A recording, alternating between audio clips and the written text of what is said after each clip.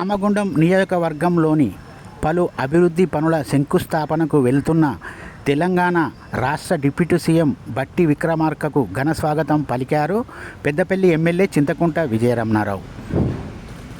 Peddapalli MLA Chintakunta Vijaya Ramana Rao తెలిపిన వివరాల ప్రకారం శనివారం ఉదయం 9:30 రామగుండం నియోజకవర్గానికి పలు అభివృద్ధి పనుల శంకుస్థాపనకు వెళ్తున్న తెలంగాణ రాష్ట్ర డిప్యూటీ సీఎం బట్టి విక్రమార్కకు ఘన స్వాగతం పలికాము.